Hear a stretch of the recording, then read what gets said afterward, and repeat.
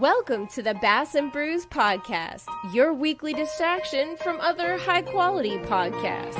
And now, your host, Alex from Swamp Rat Fishing, and the co-hostess with the mostest, the Jabberhammer, Paul Roberts.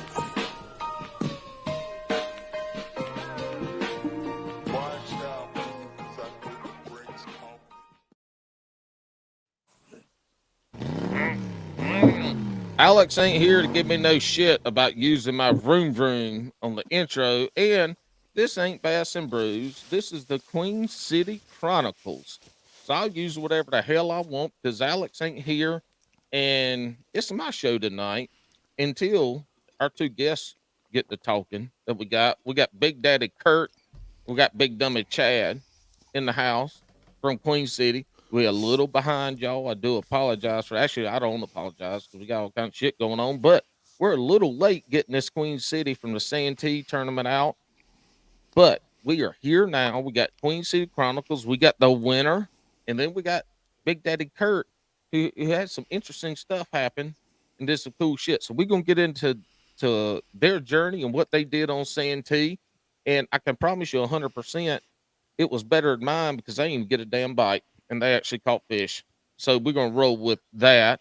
And I want y'all to give Alex shit for not being here tonight. If y'all are listening, you go to Alex, go to Bass and Brews on TikTok or whatever else you find us on, or how you talk to Alex. Give him shit for not being here because he didn't even tell me who he picked to win the Queen City tournament. So I can't even. I don't even have no shit talking to say. I don't. But here we are. Queen City Chronicles, Santee. We're gonna start with you, Big Kurt. How you doing, buddy? Man, I'm doing good. I'm just glad to be here. Thanks for having us on. And if y'all hear Big Kurt's audio, it's pretty good because my man took his recording equipment and set it up at the Airbnb. Yes, sir. Gotta do it right. I love it. Chad the champ. What's up, Halls? How you doing, man? Well, for the Queen City, I'm not the champ. For Queen City, I'm second place guy. Oh shit! What the hell happened? Who the hell won Queen City? Do I? What? I'm not the winner of Queen City. I'm winner of the Hobie. You big dummy!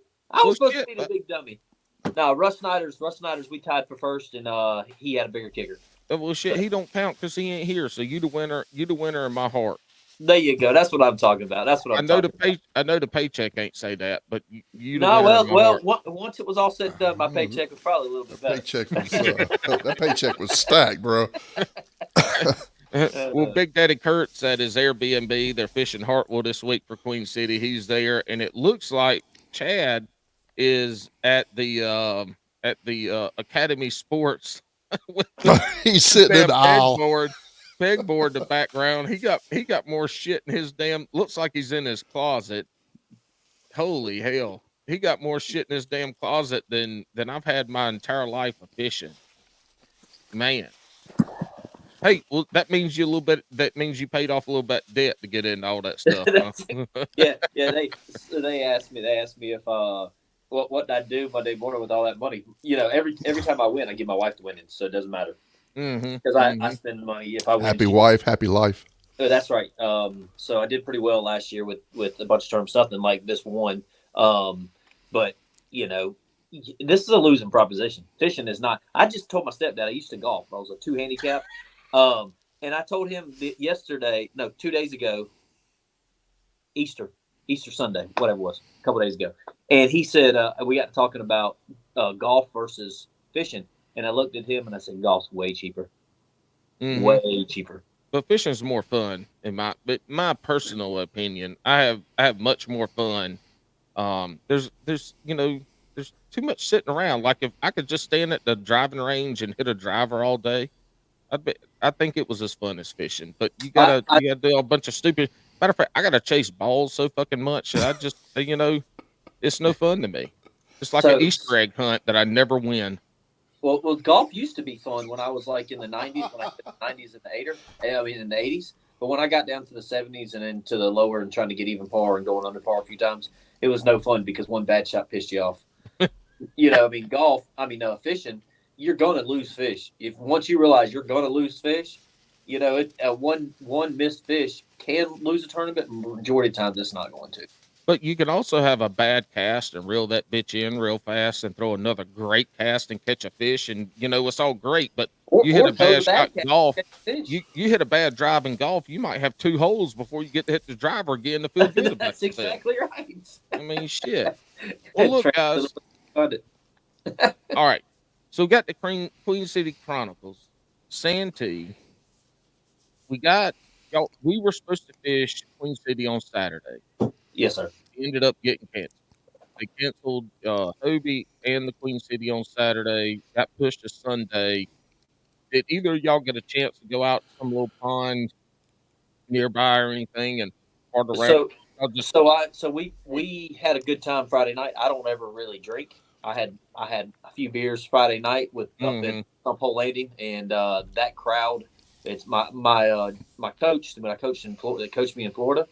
He he has a camper up there. When I was 4, he coached me, and him and my dad best friends. Well, we moved up here. Then my dad moved up here. Well, he's got a little camper. He's got 2 little campers set up at Stump Hole, so we stay up there every time we go in the camper. And they got the Stump Hole has a bar, pool hall, and we had a great time. I mean, yeah, we had a good time. So it was a good time. So we did that, and then Friday night, and then Saturday morning we ate breakfast there, and then I drove home and hung out with my daughter all day since we go. Be a 5-year-old. So get some daddy time and give my wife a break from because she let me practice every day last week. I drove up. I left the house at 4 o'clock every morning. Took a 2-hour drive, 2.5, 3-hour drive, depending on where it's at. Fished, drove home, was home for dinner every night. So Sunday I took it easy. Saturday I took it easy. There we go. How about you, Kurt? What did you end up doing Saturday? Oh man, Saturday. Oh, I really didn't do anything. I didn't have any plans. I was going to drive down early Saturday morning, fish, go to the weigh in, and drive back. I didn't double dip, so no reason for me to hang around and just watch the weather. It's it was really kind of in my opinion, kind of a Queen City-esque weather report. We're used. I've been with this club for 5 years, AKA bro. shitty weather. and I can count on my hands the number of times we've been out in actually normal weather, right? So it's always some kind of craziness that happens weather-wise. Do y'all think if it would have just been Queen City on Saturday, we'd have fished Penny it? had canceled it? No, we'd have fished it. We would have fished it. Yeah. I think so too. We'll have to. So if Benny listens to this, he'll have to put it out there. But I think Queen City would have fished it Saturday if it was just a Queen City tournament. Yeah, I think so. He canceled the Jordan and Falls one because the hurricane was coming through, and I wish I was on the fish that week. I went up there and practiced. I was on the fish. You had an Airbnb up there the whole time. And then they canceled, and then the wind wasn't that bad, and I was so mad, dude. Dude, yeah, that one sucked. Terrible tournament when they came back to that Jordan and Falls one, and got into it with the bass boater, got into cussing. I'm watching Adam Fillmore with the winning fish. I'm sitting in the same spot he is, and I'm cussing this boat out while he's in the first 15 minutes of the tournament. Yeah, you were over there. You were fishing the bridge over there at Farrington. Yes, sir. You're the one that got in. Don't call me sir. Oh, it's going to happen, and I'm okay. My dad were slapped me back in the head if I didn't. Well, I ain't that much older than you, Hoss. It don't matter. I said if you're younger. Oh Lord. Anyway, I was in that general area that you were in, and I ended up. I can't remember who I talked to, and they said y'all were fighting. That was you over there hollering at the boater that cut you off right there at the bridge. Dude, he come pulling up on me and tried to cast over in front of my kayak. So he's trying to pull a Jeremy Hughes in. Well, yeah, you didn't take his ass to the ramp. You didn't take his ass to the ramp and show him what a kayak angler is like. Huh? He said, "I thought you were about to get on the boat, but I was, and I don't use the F word that much. I don't care if you do, but I don't." And I was dropping the F bomb, telling him he's a piece of shit, and this, that, and the other. And I wouldn't let him cast. I put my kayak right in front of him. The tournament was over by then because I seen what Adam was reeling in, and I just kept staying in front of him, dude. It was just unreal the rude people on that place. And I've heard it's bad out there. Yeah, it can.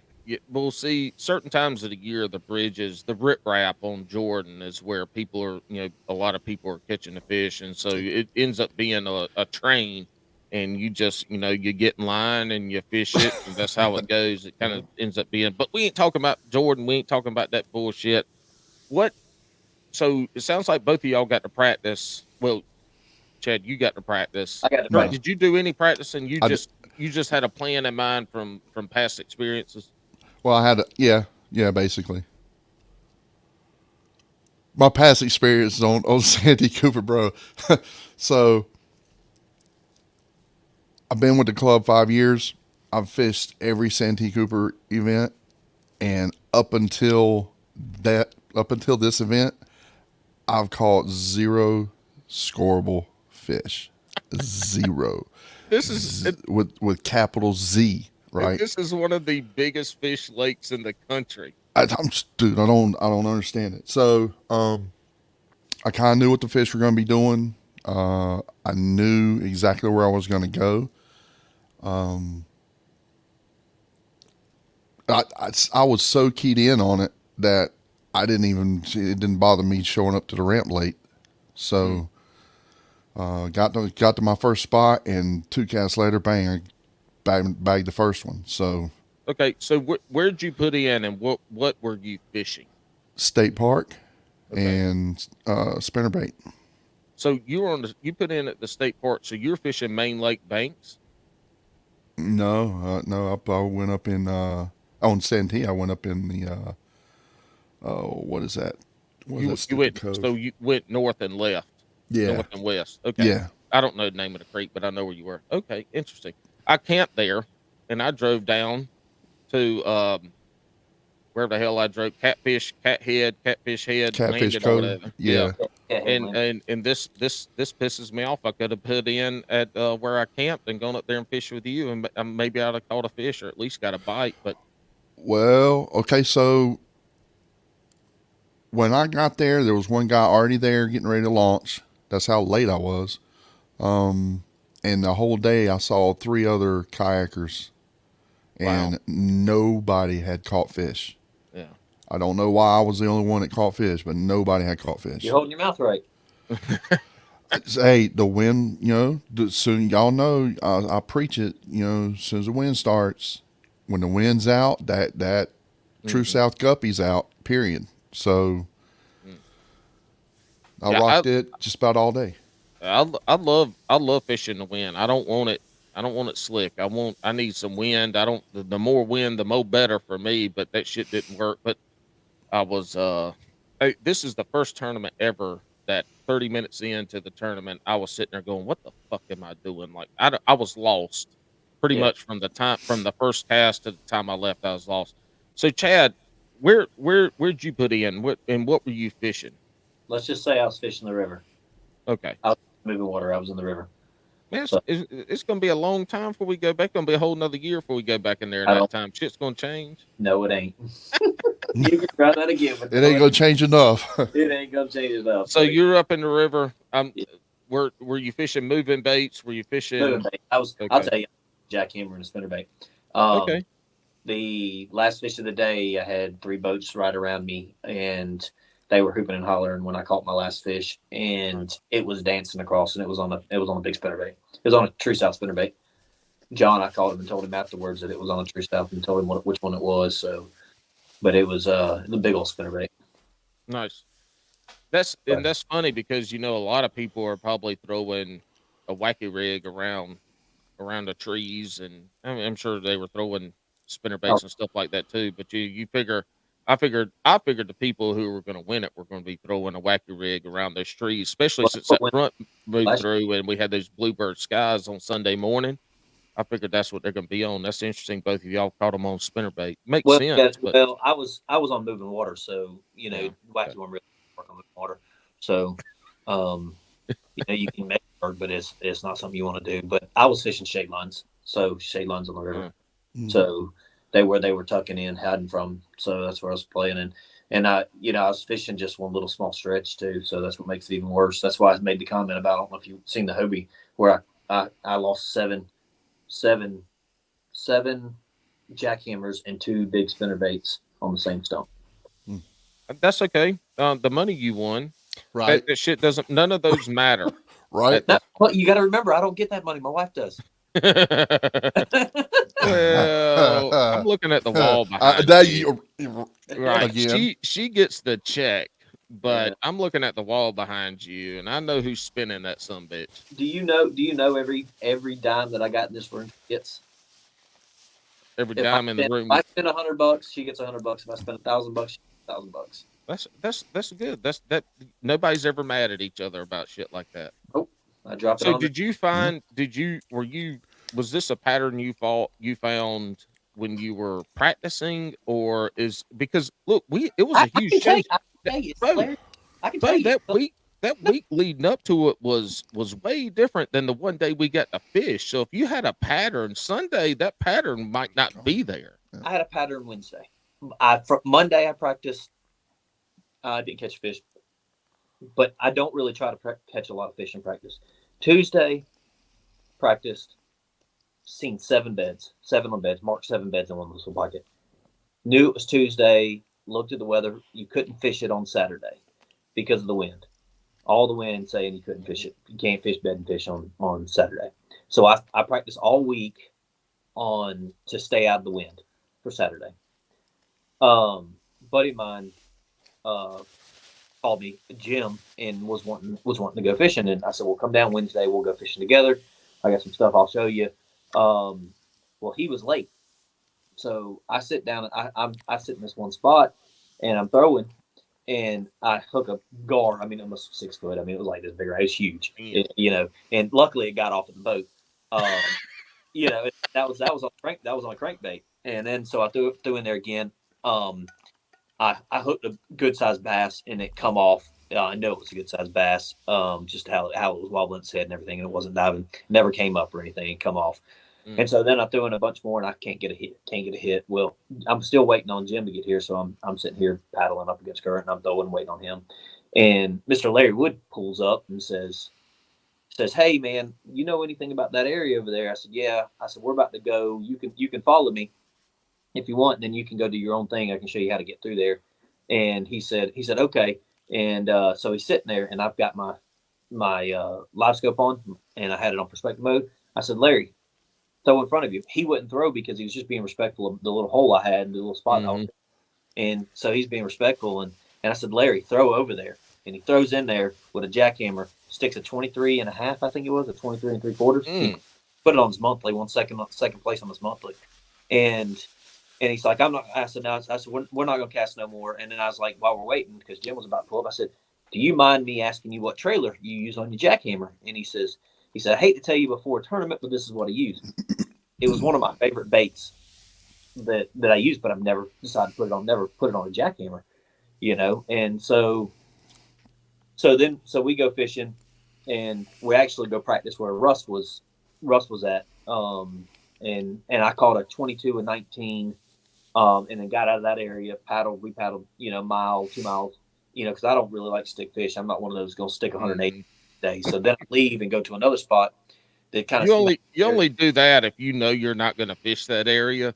Well, you only catch all them damn fish if you're like, I ain't going here. Let me have fun. No, honestly, if it's tournament week, I'm not screwing nobody. Yeah. I'm just not. I'm not one of those guys that won't do it. Karma bites me in the ass every time I do something stupid. I mean, it will. I'll be on the way home and get a flat tire. I mean, it's just that is. I can't screw around. Karma's gonna bite me. So when we got practice, Jim liked the area, so he actually went there for tournament day. And on the way back in, we got back in the river, and I said, "Well, let me cast right here and see if they're still stacked up." And so I 2 cast in. I catch I want to say a 19. I'm gonna say 19, and then. And I said, "Well, I want to make sure that just wasn't a fluke, because one fish could be just a fluke, and you can, And so about 5 minutes later, I stick a 21, and I said, "Okay, put it up." You know how hard it is for me? Is excited, and I don't, I don't do drugs, I don't do any of that. But I've got so much energy, like I'm in that little ADHD jacked up little kid, like I was on crack rock, And so the next 2 nights, I didn't sleep, and I knew that they were stacked up enough where it was holding fish for both days. So 1 day or 2 days, it didn't matter. So I knew the pattern would hold because of water temperature and moving water. Um, so knew it would hold. And then so I left and I went and practiced with Mike on Thursday, Pastor Mike on Thursday, and we go fishing, and he hammers them, but he can't fish. Then he was like, I wish he wanted to show me this because he was worried about it getting canceled too. And he's a preacher. He works on Sundays. That's right. We went and practiced on Thursday at his spot, and he caught a 21, a 22, and a 19. And so we got out of there. I said, "Come on, Mike." I said, "Let's make a long run up this river," and and so we paddle for it's 2.5 miles up against current, and he's like, and I kept telling him it's a mile and a half. It's a mile and a half. I mean, it probably is like 3 miles, a little over 3 miles because the bends, but I kept telling him it's a straight shot. So every time I click it, it was a straight shot. Man, you've been telling me it's a mile and a half. So we get back there. We get back there, and we get in this little area, and I said, "Well, I want to try this little area right here." She said, "Okay." I catch a striper on a jackhammer, smushed it. I caught six stripers. He said, "You're gonna sit there and catch these things?" I said, "Yeah, I ain't catching no bass. I mean, catching bass. I ain't catching bass. I'm gonna have fun." So I went and stuck a bunch of fish. I mean, a bunch of stripers. But they were fun too because they were in current. So I don't know if you ever caught stripers in current, but man, they are mean, buddy. And and then I lost my two jackhammers. The second jackhammer I lost, I got to look and I was like, I only had like one more. I was like, oh shit! I said, I can't throw this lure no more. I can't throw the color no more. I won't do it. So we leave there and we're fishing the backside of the river, all the way back around, and we come up on these 6 drunk dudes from, I think they were from PAX. They way down the river from PAX, and they were like.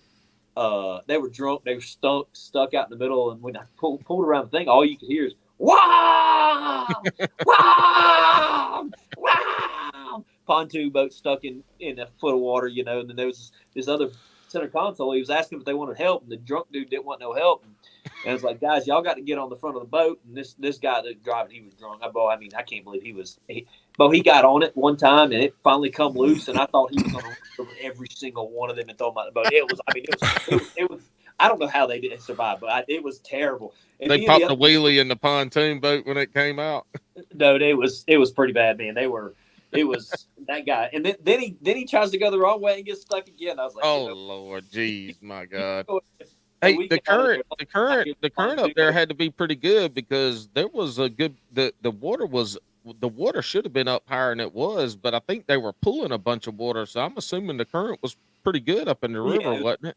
Yeah, it was. That's why it took so long to get up that river, and Mike was so mad at me. We wasted a half a day.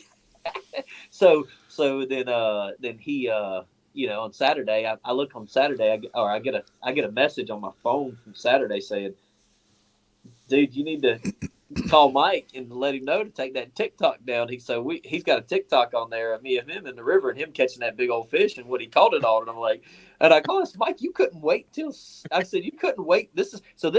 So I think what was it? That was the first. We were supposed to start term April 1st, and so I sent him that message about taking it down, and he's like. And then he goes on this long rant. He calls me right away. Well, I need to know. That's just not right. Somebody wanting to keep not wanting to keep. They're gonna. And he went off on me, man. He went off on me for 2 hours, like in text messages and just blowing me up, talking about tournament fishing's no fun for me no more. I put all this in for it. I'm never gonna win, and I mean going off on me. And dude, I'm over here in tears because man, I love my friends. I look out for everybody. You can ask Kirk. I will do anything in the world for you. But I mean, he's hammering me, selling he's going to sell all his equipment, and the man loves fishing. And I'm like, he said, "I just took down TikTok, the whole thing. You can look on there, it's gone." And dude, I got on TikTok, it was gone. All of it was gone. This whole thing was gone. That's funny. Dude, I mean, he and I showed my wife, and my wife said, "You know what? You need to quit being such a asshole, and in 20 years or 50 years when I'm dead." Those fish ain't going to be there for you, but Mike's going to be there for you. Your friend's going to be there for you because I'm going to put the time in it. I'm stressed about somebody knowing where my spot is, and It's all day, and though I'm in tears, man. Here I am. I got a huge heart, and I'm in tears. I'm rolling, and all of a sudden I get this video. You big dummy! It's April Fools. He got you good. Oh, dude, He got you good. I'm like, preachers aren't supposed to do this. It ain't supposed to happen. No, That no, is no. that is phenomenal. Oh, dude, That is it. phenomenal. Oh yeah, and then he got on the phone with Jeremy because we always do 3-way calls. Jeremy and Blaine, and they are picking on me, laughing at me, and I'm telling you what, I couldn't.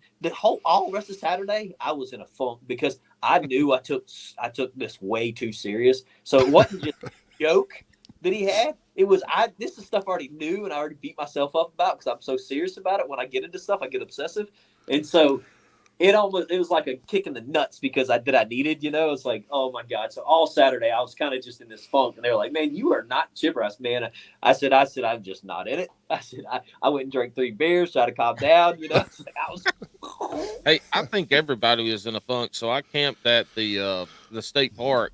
There was a bunch of kayakers there, and I ended up telling I was staying with Bailey, and I ended up telling Bailey, I was like, Bailey, dude, look around, man. It looks like all the kayak anglers looks like an episode of The Walking Dead. Everybody's just kind of walking around like we supposed to be fishing today, right? Everybody's kind of walking around like, hey, hey, farting around, bullshitting around, like everybody looked just lost because we were supposed to be fishing that day. And if you didn't have something lined up or somewhere to go, or if you didn't get up early enough, and I think that's what happened with a lot of people is when they canceled, a lot of people ended up taking Friday night.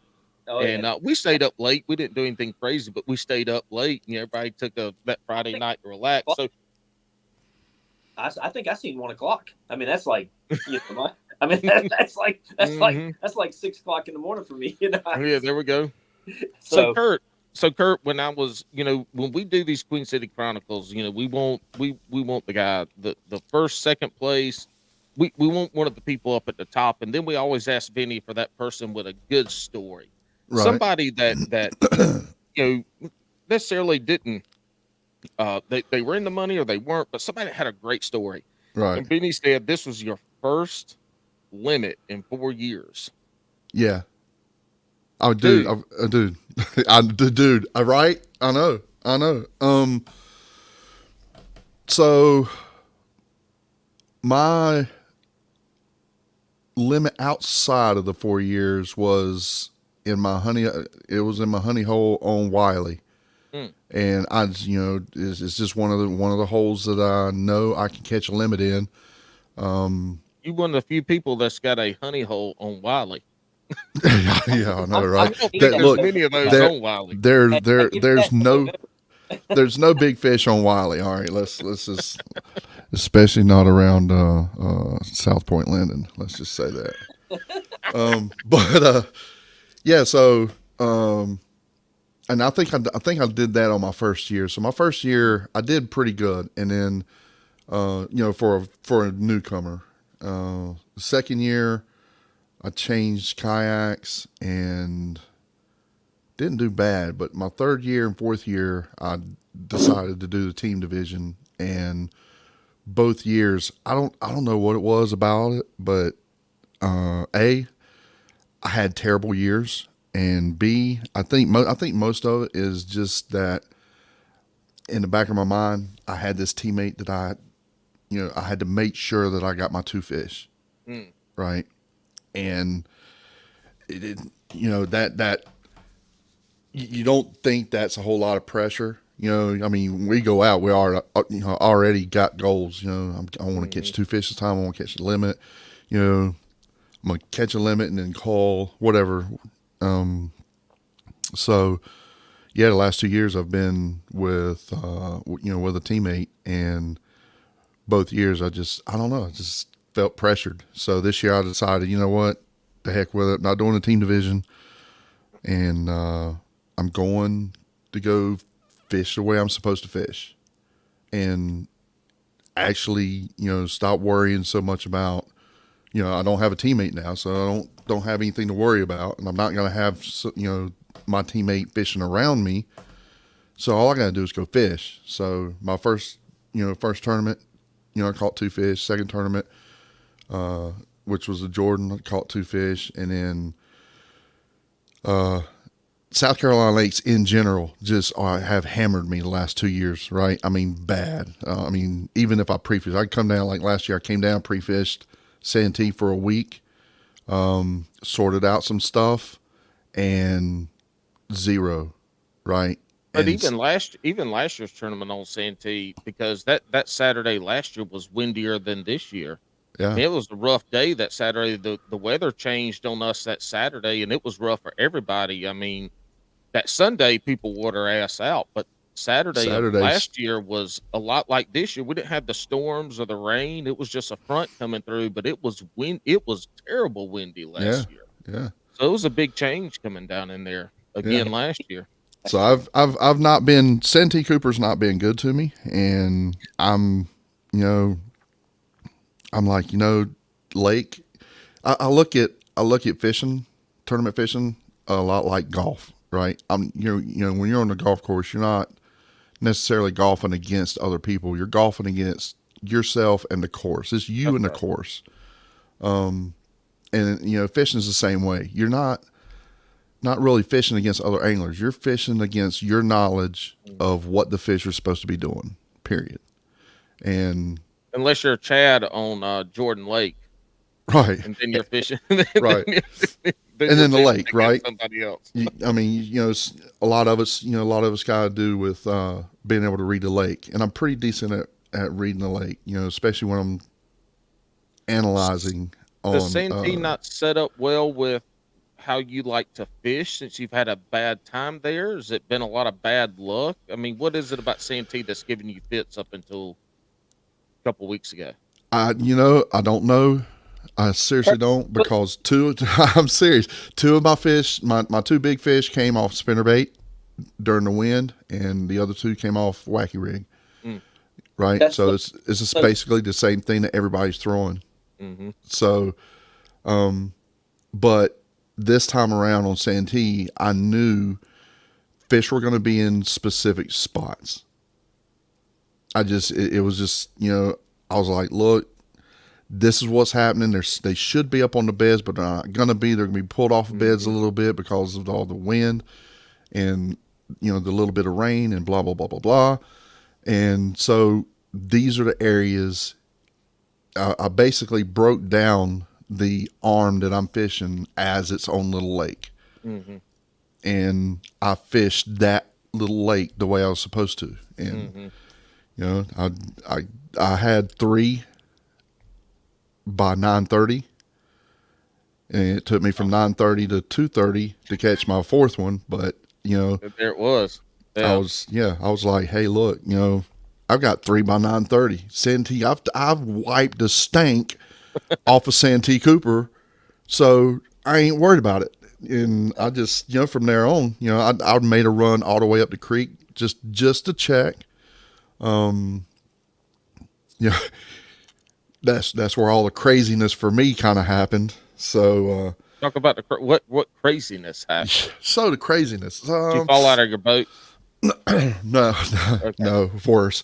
So Nobody I'm wants going. to fall out of a boat in Santee. Like, Yeah, yeah, right. I don't So want to. not me yeah, either. no. Look, I'm fine with alligators until I'm in the water, and then the shit ain't fair no more. Yeah. So, I caught my third one. I backtracked, went back to my original spot, and fished it back up, and decided, okay, let me go up. There's one more place I want to hit, and then I'm going to the back of the creek just to check. So I'm going up, and there's this guy that's sitting there in this boat, and he's got three rods out the back. So I know he's crappie fishing. He's anchored. He's not going anywhere. So I kind of roll up beside him, and we struck a conversation, and I asked him, I said, hey, look, I'm fishing a tournament. Do you mind if I go around in front of you? And because I didn't want to cross over his lines behind him. It's like, let me go up in front of you, go around and fish up in this cove right here. He said, yeah, no problem. I want to see you pull a bass out. I said, all right, cool. So here I go. I'm go what I consider to be significantly far enough up in front of him, and I go across, and not, I'm done. I'm going to the back of the creek, back of this little creek, and when heavy mono, when you stretch the absolute crap out of it and it finally snaps, that sound. Yeah, so I hear that, right? And I'm like, dang, he must have caught something ginormous, right? So I spin my yak around right quick. And I was like, he's racing up to the front of the boat. And I was like, oh, shit. I think I didn't do that, did I? He's like, yeah. I had a line out in front. My bobber was up there and my float was up there. And I just didn't tell you about it. I was back here concentrating on these three. And I was like, I didn't even see that rod, right? I didn't see his bobber. I didn't see the rod or nothing. So, I was like, all right, well, I snapped his line. I'm sorry, dude. I mean, I'll pay for your line, whatever. No, man, go ahead, go. I want to see you catch fish. I'm like, all right, I got you, bro. I got you. So I'm pedaling back into this, fishing it going in, and nothing. I mean, I'm not even marking bait fish where I'm at. So I decided to turn around, and as I'm turning around, I'm starting to notice it's getting a ginormous amount harder to pedal. Okay, so what are you peddling in? Titan 13.5. Okay, so we got a weed whacker. We got a propeller on there. Yep. Okay. So all right, no big deal, right? So I pull my drive up and I'm looking at it and I'm like, all right. Normally you can just grab the line and pull it and it'll unspool from your prop, right? Yeah, that didn't happen. So now I'm in a quandary, right? Because if you with weeds and stuff, it's all right. But if you get line wrapped around that, you start cutting into your seal. And if you flood the lower unit, you start having a bad day. So knowing this, I'm like, all right, no big deal. Reach up, open the dry box, open the front hatch, grab my dry box, pull my tool out. I'm like, all right, I'll take the prop off. So I'm loosening. All right, hold on. How many fish do you have at this point? 3. You got 3 fish. You're one from a limit. Yeah. And then what time is it? This is around 12:30. Okay, so we got a little bit of time. And I am that full limit. Yeah, so that, and I am a good 3/4 of the way up into the creek arm that I'm in. So coming out, I'm going to have to go against the wind the whole way. All right. So, pull my tool out, start taking the prop off, take the screw out. As I'm unscrewing the screw, I look down and I'm like, I might want to put that center cover back on just in case I drop the screw. Right? Because where your drive comes up, it leaves a big hole. I might want to put that cover, but Kurt, stop, bro. Put that cover back on. But just do yourself a favor. Nah, bro, I got this, bro. Look. I'm 2 turns away. The screw's gonna come out. I'll just lay it down right quick, pull the line off, dude. I'll be G'd up. Turn the screw twice, and it's like Poseidon himself reached up and grabbed the screw out of my damn hand because it fell directly straight down. I mean, as straight down as you can straight down into that damn hole. Right down. I mean, I saw it. It went out of sight, and I'm like, almighty, damn, really? What'd you say, Chad? What? The big dummy? Oh, yeah. So I was like, all right, dude. All right. No big deal. I mean, I'm only in like 6 foot of water. Let's do this.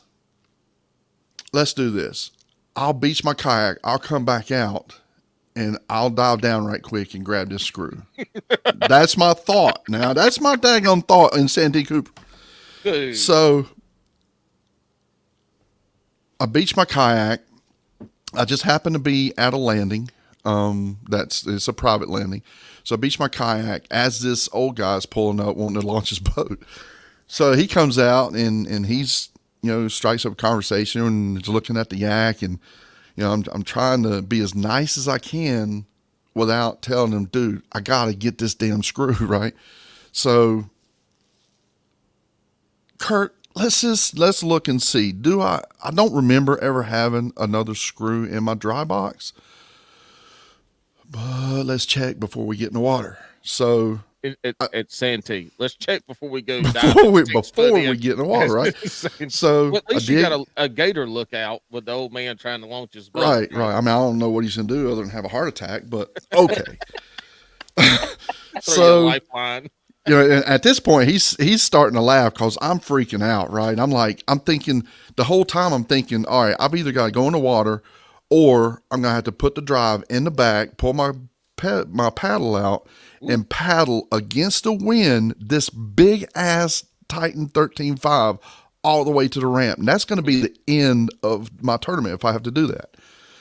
So I empty my entire dry box out onto this little pier, right? Empty the whole thing out, and I'm looking, and there's this one screw that it stayed stuck down in the box, and I was like, "There's no way that's the screw I need." So I pulled it out, screwed it in, and I was like, "Oh Jesus, thank you, Jesus, thank you. I don't have to go swimming." So I pulled the shear pin out. Finished pulling the line off. I don't even have the line off my shaft yet, bro. So pull the shear pin out, pull the line off, throw it in the back, put the cover down. Cover down. Right? Smart. Put the shear pin back in. Now notice how I said those two, right? I pulled the shear pin out with the cover off. Mm-hmm. Now I barely had another screw. I know I didn't have another shear pin because my extra prop shear pin and screw kit is all the way back up North Carolina. Oh, nice. So, So put the cover down, put the shear pin on, put the prop on, screw on, and I'm like, cool. I'm going to get out of your way so that you can launch your boat, and then I'll gather up the rest of my stuff in my dry box. So that's what happened there. So I'm coming back out, and the guy goes, "Well, you went missing there for a few minutes. I didn't know whether you fell in or what." It's like, well, I was getting... I was about to go swimming. I told him, I was like, I was getting your $10 worth of cheap mono wrapped around my prop off. So I mean, if you want, I can throw you some $10. But yeah. Oh man, it's all right. It's all right. If you catch a fish, man, I just want to see it. I'm like, all right. Well, I'm done fishing here, and since I just about already had a heart attack twice, I'm gonna go ahead and get out of your way and run up here and catch my last fish and call this thing done. So yeah. So that's what you did. You ran back up there, caught your fourth fish, and got. No, I ran all the way to the back of all the way, the rest of the way up into the cove, and I lost marking bait fish. Didn't see beds, nothing. The only thing I saw was a big old gator, and that's it. Turned around, came back out, went back down to my original spot, or first spot. Didn't catch anything, and then I was like, I never see. I'm going kind of going back out because it's about 2:00 at this point. I'm headed back to the ramp hard, and I'm like, I'll go past the ramp a little bit and fish on that side of the ramp. And I was like, wait a minute. I've fished here a lot on Santee Cooper, and I've never seen anybody go near this little cove right here. And this little cove has a sign that's out in front of it. And I was like, I've never seen anybody fish there. So I roll up in there, and I'm looking, and I'm like, God, you know what? Right there, right behind that sign where these doggone cypress trees are, there's got to be a fish there. Wacky rig, slung that thing up in there. I'm talking first cast as soon as I got there. Boom, 13.5. I was like, all right, go a little bit deeper, or a little bit further in the cypress, right? Threw up in there again and caught my 14, and that was actually my call fish. So, nice. Yeah. So I caught, caught my limit. I texted, right. Yeah. Woo. I text Vinny, when I got to the ramp. I was like, I don't care who won. I don't care who did anything. I freaking won this damn tournament. I caught a limit on Santee that's kicked my butt for 5 years. I freaking won this thing. I don't care who you give the money to. Hey, and So you were seconds from going swimming at Santee to go look for a pin you knew damn well you weren't ever gonna find. I wasn't gonna find that screw, bro. You I were was not. dedicated. No. I mean, it's so. If you know Santee and how slimy the bottom is, well, not Mm-hmm. slimy, but just not hard That packed. black Yeah, grass, whatever Filthy. witch that hazel, yeah, whatever yeah. it's called. It's that screw's gone, Yeah, right? that And chick gone. I just didn't relish the fact that I was gonna have to paddle That would my have been rough big though. butt in that big freaking kayak, Uh-huh. dang near a mile and a half against the wind back to the ramp with No, only three yeah, fish. yeah. That would have sucked. You know what? I would have just gone to that private ramp you're at. I'd have pushed my kayak out to the water and let it go, and I'd have hitchhiked back to my truck and gone the hell home. I'm just kidding. I wouldn't have done So that.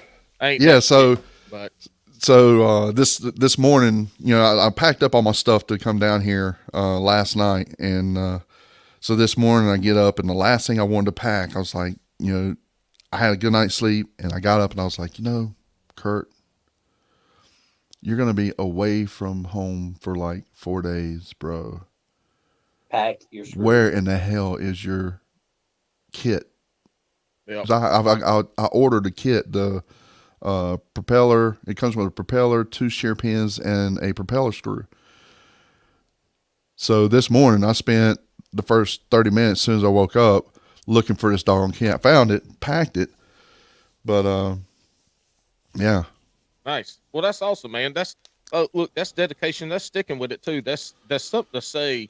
And we've had folks on this podcast before that have been getting into tournament fishing, and one of the things that people learn after their first year, typically getting into tournament fishing, is how important it is to get that limit. When you get that limit, that sets you up to be able to, Oh, you know, go fish for bigger fish or do something that it's just so much more relaxing. oh, Yeah, exactly. And it's get that limit is just the whole thing. And it took me that first year, it took me that first year to realize, like, catch fucking 5 fish, catch 4 fish, whatever the limit is, and then go from there. Chad, we're getting down close to the end. We got to end this, and I want to back up a little bit for what you said, because you said you had forward facing sonar on. Were you scoping the fish that you were fishing, or were you just using it for structure? How are you using the forward facing So if you were? when I use my perspective mode or my live, like when I put it on perspective mode, we'll drop back to the Murray tournament that we had, the Queen City South. Um, I found them on gravel, Mm, and I scoped gravel points.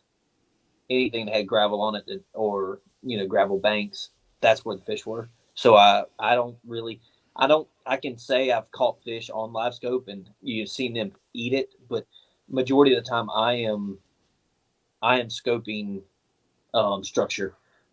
Structure, and like I did catch one on a spinner bait. There was a school of them that come to the right of the boat of me about 15 feet, and I flipped the big spinner bait in there, and it went down. It went down about 5-6 feet, and they hit it.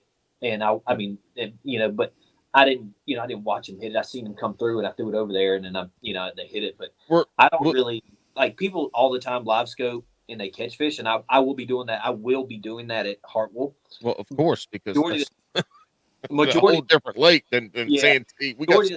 I'm not throwing. I'm trying to find structure. It was underwater structure that I was trying to Okay. hit. I was curious if you were using that to find structure, or if you were using that to potentially find bedding fish, because after that front pulled through, there wasn't a lot of rain, right? We didn't get a lot. No, We hardly got no rain Saturday, but yeah, there was a fuck ton of rain upriver that fell, all Friday night and yeah, Saturday morning. And so the water was way dirty. And I think some of these people that were betting on bedding fish got fucked, because yeah. they went down there. The water was it was too dirty to see more than, at least for me, I'm colorblind, so I don't count, but like 3 feet in the water, you couldn't see shit.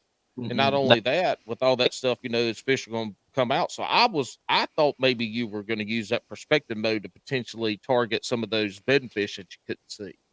No, I have not used it for bedding fish. Not to say I'm not going to try. And I have found brim beds with it, Mm. but not bedding fish with it. I know it's 2 years ago when I got second at High Rock when Hodge come in at the buzzer beater and beat me. Um, I was using the live scope to kind of locate some beds, but I wasn't fishing. I wasn't using it to. I mean, I was looking to see if there was anything around the beds because on the Mhm. perspective mode you can see them pretty good. So, um, no, like Kirk, I went from 11:30. I went from 11:30 to 2:01 between Shit. my fishes. And they everybody talks about these I lost fish. I should have won the tournament. Those two fish that I broke off. I broke a big one off. Those two fish in between 11:30 and 2:01. Those two fish that I broke off kept me in that area. Those two fish helped me win that tournament. Those two lost fish helped me win that tournament Because because they kept you there. because they kept me there. Yeah. You What? know, What? Were they big enough to break you off, or were you fishing? I, Was your line frayed? Do I you was know why they broke you off? Uh, one, one, I should have. I knew I was bouncing off structure and stuff, and it Being lazy.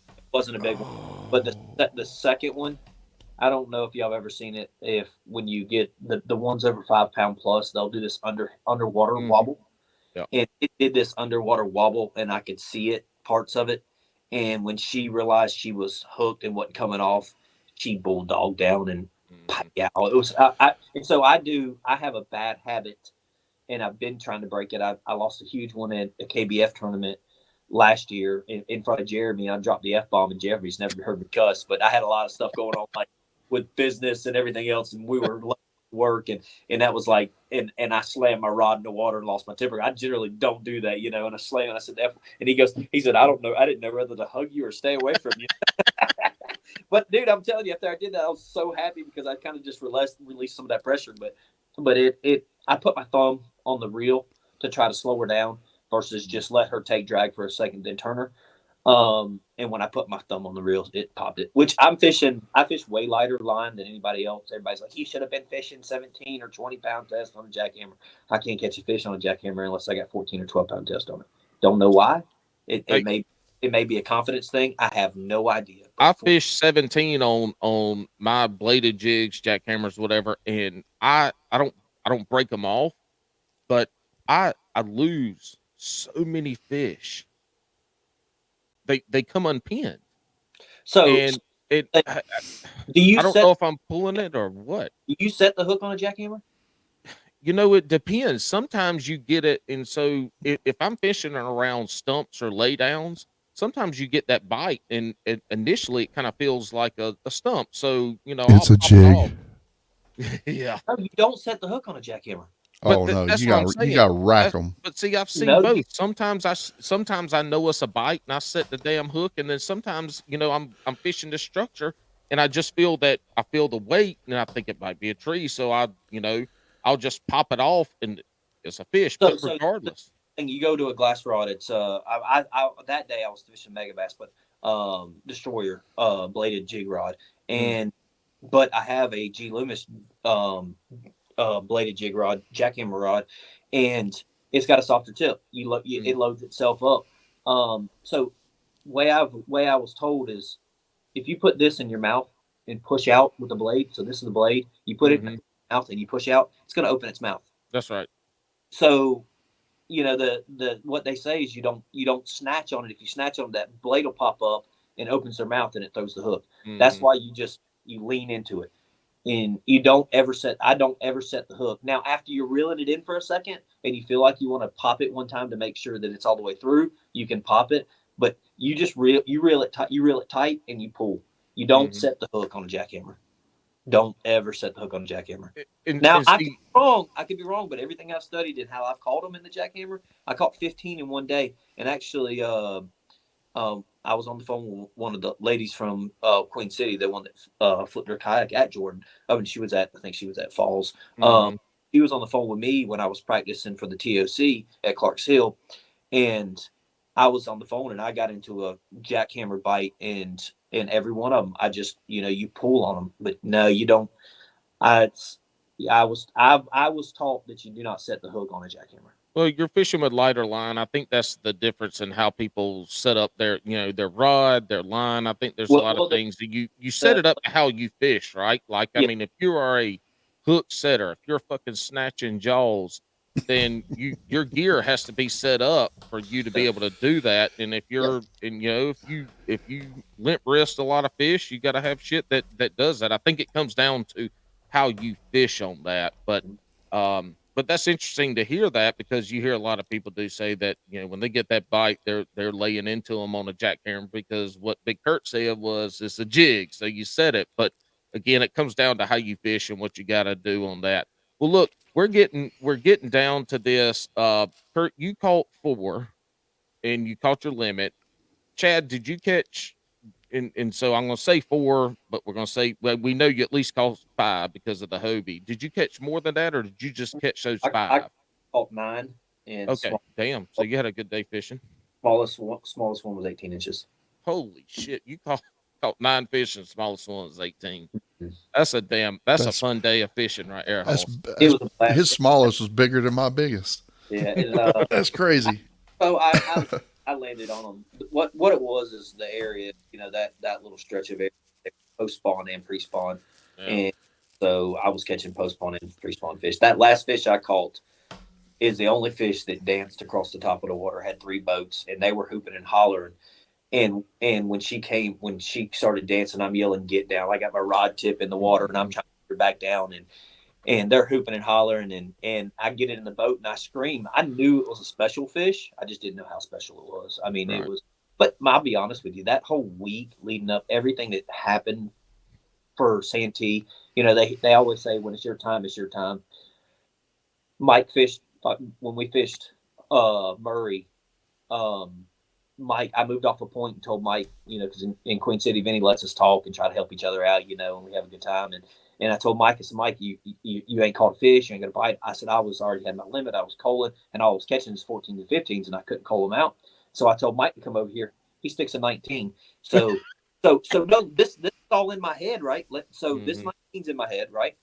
Jim being late, um, Mr. Larry catching that 23. Um, no day 2 because, but Mm-hmm. I think I had plenty of fish for 2 days, but no day 2. Um, I had no service, so I couldn't get nervous. I didn't know, I couldn't check the leaderboard. I didn't know where I Mm-hmm. was. The two fish that I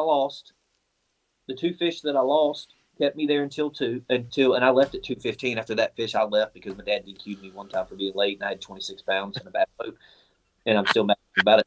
But he actually won that tournament with 24, and the guy at the boat ramp said, "Why did that's your son? He's going to DQ him?" He looked straight at the guy. He said, "I DQ you, wouldn't I?" And it's the truth. That's just how I was raised. So, like all these things, I left early to go Mm-hmm. drive. I drove a long ways to go to where we stayed at Stumphole, um, to get their Wi-Fi. The place was closed, so I'm banging on the door. They opened the door, give me their Wi-Fi. So all these things. The reason why I didn't leave that hole is because there was other kayakers coming by me and looking to see what I was doing, Mm-hmm. and I wouldn't leave it because Mike caught the 19. I find the Mm-hmm. hole because Jim's late and Larry catches the fish. I get service. I get service when they're closed on Sundays, but there was actually people cleaning. I mean, like it's stupid all the things that just Yeah. wind up, happening for me to find that for me to win. I mean, and that's what I say when I put a thank you post out. These are from people. Oh, I had Blaine go pick me up the jackhammers. Yeah.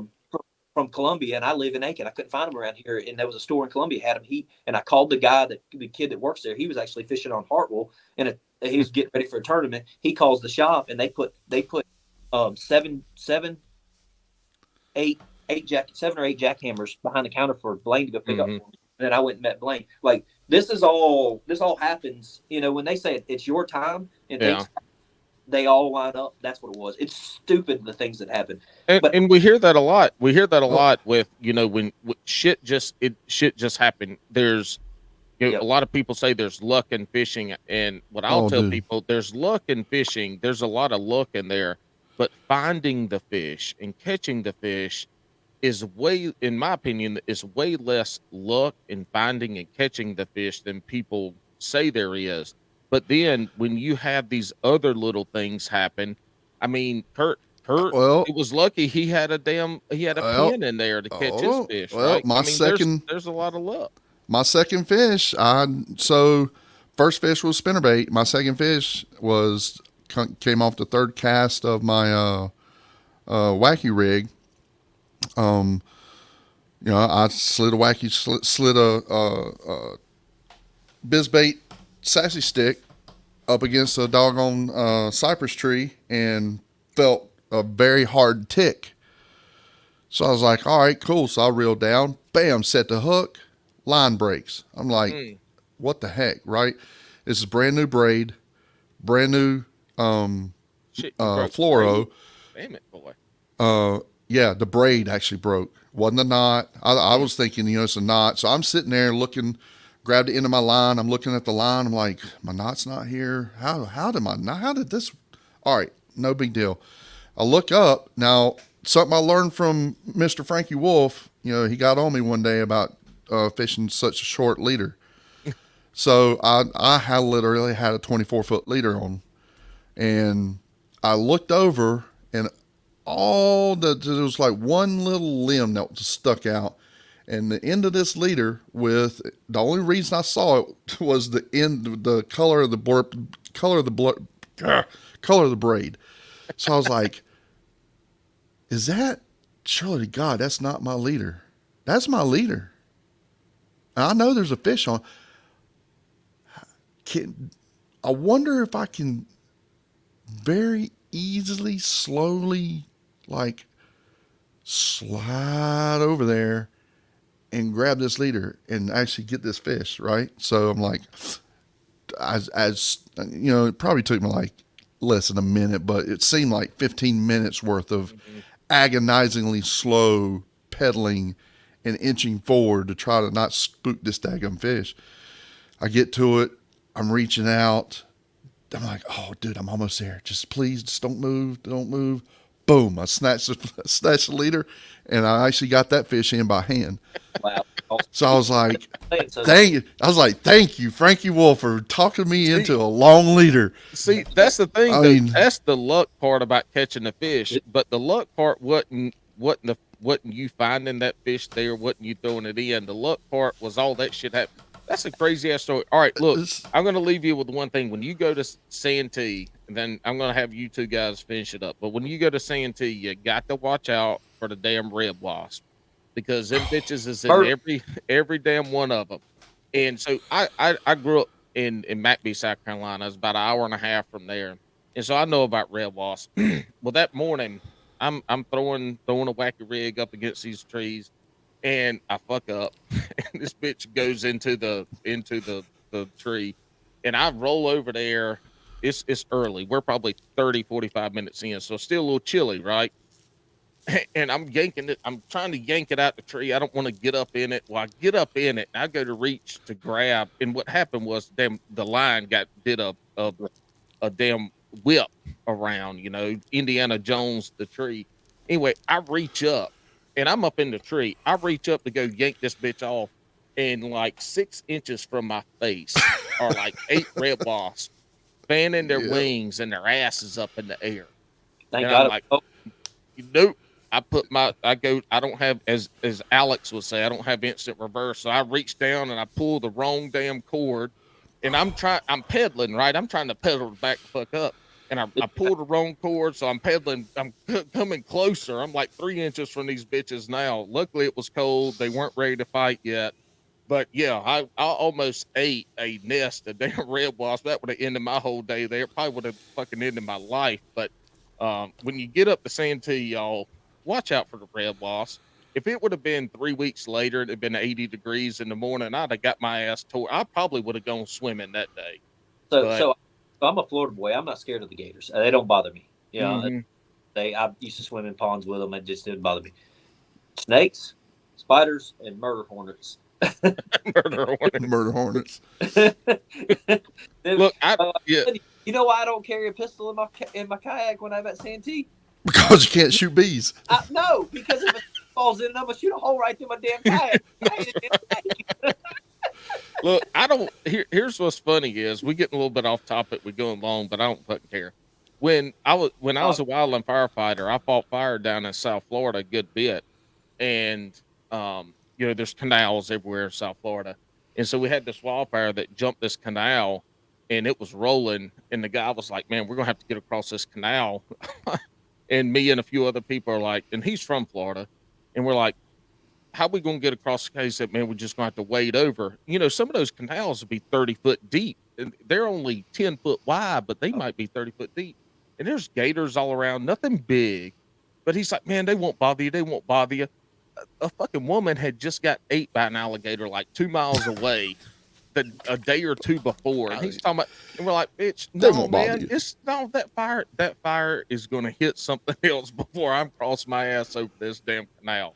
But yeah, it is fun when you go down to Santee. I saw a huge water snake sunning on some weeds. It was cool. I mean, that's the thing. Bald eagles everywhere. I must have seen 24 bald eagles, and they got. It's a wonderful place to fish. If anybody listening has never been, go down there. If you got the money, go buy a guide or holler at some folks that are in the Queen City thing and see the folks that are around there. Go fish Santee. You have every time you put your boat in the water and you throw a lure in that water. You got a chance. Majority of time of the year, you got a chance of pulling out a double-digit fish, and it's just a beautiful place to fish. It's got great fishing in it. It's a good time. All right, Kurt, we're gonna start with you. Leave us with one thing about this tournament that is gonna propel you to keep going the rest of the year. Oh man, there's so many things, right? We need one, buddy, just one. Long leaders. Period. Long leaders. Fish a long leader. If you're, I never would have thought about it. I went, like I said, I went and fished with Frankie one day, and he was like, "Kyle, dude, do you even have a leader on?" I'm like, yeah, it's like 4 foot. Yeah, that's not, it's not a 4 foot leader is definitely not long enough to allow a sassy stick or stick bait to properly fall through the water columns, period. You gotta have, you gotta have a good, at least 12-foot leader to let that thing naturally fall the way it's supposed to. And I really think that's a major reason why the last few years I have not been able to catch many fish off the wacky rig when it seems like everybody else in the damn club catches fish off the wacky rig. Yeah. So I made that change. Specifically the sassy stick. Yeah. I made that change, and it got me two of my fish. I mean, there we go. Period. So long leaders, guys, long leaders. You know what else helps you with that long leader? Your knot is in your reel when you're getting close to the boat. Yeah. I mean, it's huge. I make sure leader I tie my knot is in my when I'm reeling it in and I'm getting it to the boat, and you're not inside, you have less room for air. So I tie a long leader because when I break that bitch off, I don't want to be tying a damn new leader knot every damn time. Because I fish in some shit, man. If I have a lure in my tackle box, I don't have no $200 swim baits, but if I did and I took them fishing with me, I ain't scared to lose them. Like if I'm scared to lose some shit, it's staying at home. But I ain't also fishing with nothing. I ain't buying nothing I'm scared to lose. Like if I'm buying it, it's the fish. Yeah, see, I'm throwing that bitch. I don't give a damn how much. If I bought it, I'm throwing it. I throw the fire out if I lose it, but I didn't buy it not to Yeah, exactly. I grew up poor, so when I buy something, I want to play with it. I'm being serious. I don't. Anything I got is gonna get beat up. Everybody's like, "You do that, Hobie?" I'll run up on the rocks. I didn't buy this damn thing to sissy and her baby it. Yeah, that's right. It's plastic, but that don't mean I gotta baby it. We can go buy some buckets from Lowe's or Home Depot and patch a hole. Patch that thing up. Look, this ain't no fiberglass bass boat. We ain't gotta worry about that shit. All right, Chad, leave us with and you've got a couple things going on. Obviously, you put yourself in a good position to being the AOI for Queen City, but on the flip side, you put yourself in a good position to be in AOI now for Hobie. Are you gonna continue to chase the Hobie, or you just, what are you gonna do So, and leave us so with something? I choose being I'm first, first family man, and I got a 5-year-old. So this weekend will be this weekend coming up for Hartwell will be the last 2-day tournament I do until the actual TOC for Hobie. I won't be fishing another national event. I just, at the time, she's 5. My wife said whenever she, I'm 42, and so my business is, we'll run the business full, and then my daughter is 5, and so there'll be a time where she don't want to see me no more, and I'll go do more national There events. you But family first. My wife That's puts up a good. little. So Smart you will man. fish the Hobie TOC I'm gonna since fish you the did Hobie. make it. Okay, good. I got back at the office the next morning, and I asked my nephew because he fished on USC. I'm blessed with a lot of fishermen around me. My buddy Rodney, Tap. I got Jeremy. I talked Mike. I talked to Frankie. I talked to all of them. Jim, my partner. And we all bounce Chris Gravely, bounce ideas off each other. But so I just the national events. I won't be able to do until the Hobie, and I asked Jordan when I went into the office because he works for Klein Smith, and he's a home base office, so he uses one of my desk at my office. And I let him use it because it's cool having him around, and I get talking fishing with him. And I got back that morning. He said, "Where's the TOC?" I said, "Chick." He got the giggling. He said, "This is all you need to know." And he sends me this pen. He said, "Go sit." I said, "Go sit here." And Bob, I'm like, now I'm really excited. I can't wait till damn November now. This is all you All right. need.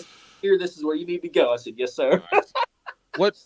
What is something that stuck with you after this Queen City tournament that you think is going to help you stay focused and put you in a position to win that Queen City AOI? Work harder than everybody else. Plain and simple. I'm going to work harder than everybody else. Don't leave fish where TOW. fish are. Time on the water.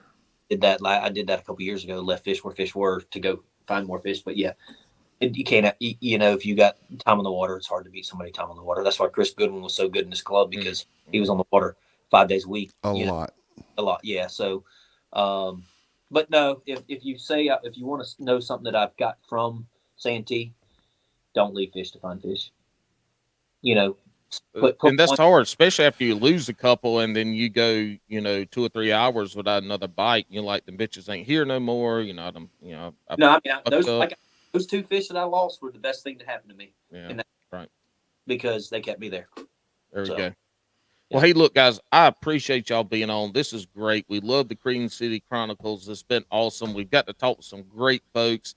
And what I learned from Hobie is that I need to have some better Queen City friends that actually catch fish, and I need to go follow their asses around at Santee and and learn what the fuck to do at that lake because but here's the thing too is I don't fish national tournaments. I fished this one the last 2 years because it was right here, and it was a good time to come meet a bunch of folks that I know through social media.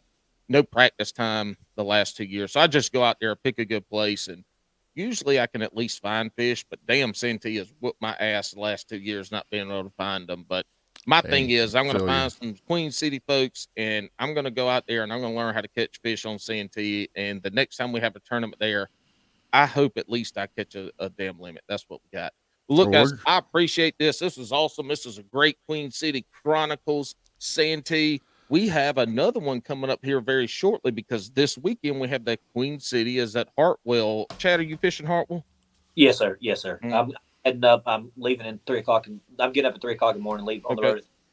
And then I'll practice. I'll drive back home, and then I'm going to take my daughter to school on Friday and then drive up after she gets, and then I'm going to practice Friday for a couple hours. Hey, guess what? Guess what's happening Saturday? What's that? Shitty weather. No. It's gonna be Friday, bro. Friday. Damn. It's Friday. Sunday's bad weather. Friday and Sunday. Okay. Yeah. Yep. Friday. So I practiced. Here, let me tell you how my Hartwell experience was. Practice yesterday. I fished I covered 17 miles with Torquedo and had 2 bites, no fish. Let me tell you how my pre-fishing's gone already. I pulled up to the Airbnb. I pulled up to the Airbnb. unloaded my stuff, grabbed my wacky rig, went down 3 casts, 16-incher right off the bat. It's going to be a good tournament. Well, so Chad knows where not to fish after 17 miles. There's fish there too. Just God, if it was 2 more weeks. Oh, well, that's how it goes, man. That's But fish. you know All right. you know what happens in 2 more weeks? Queen City's back there. I know what happens in 2 more weeks. In 2 more weeks, Mr. Kurt's going to have about 4 more new gas house custom rods in his locker. Hey, well, look. Hopefully, after this tournament, we get Shameful Kurt plug. back with another limit and maybe a win on it. That's what we're hoping for. Chad, I hope you do good too. But we want to have her. Yeah, we want to have Kurt catch that limit and put a 1 or 2 in that pocket. Hey, real quick, we got to wrap this up real quick. Shout out anybody you want to shout out real quick, and if you're on social media, where they can find you. I'm not on social media. You're the man. Thank you for having us. So, I'm gonna, like I said, I'm gonna throw a plug. Gas House Custom Rods. I build the best rods there are on the market. Period. Done. As far as a shout out, I got to shout out Biz Bates and True South Custom Lures. I'm not affiliated with them, but bro, their lures just kick butt. Period. So when the wind's blowing and you're not throwing that guppy, you're doing it wrong. I'm just saying. All right, fellas. Shout out to Frankie Wolf. Shout out to Mr. Chad down there. And dude, shout out to you, bro. Thank you for having us on. Yeah, man. Anytime. We're glad to have you on. This is a great time. I appreciate y'all listening to the podcast. We had the conversations back and forth. So hang on. Don't go anywhere. We're going to run a quick little music to end this thing. And then I'll holler at you in the gray room.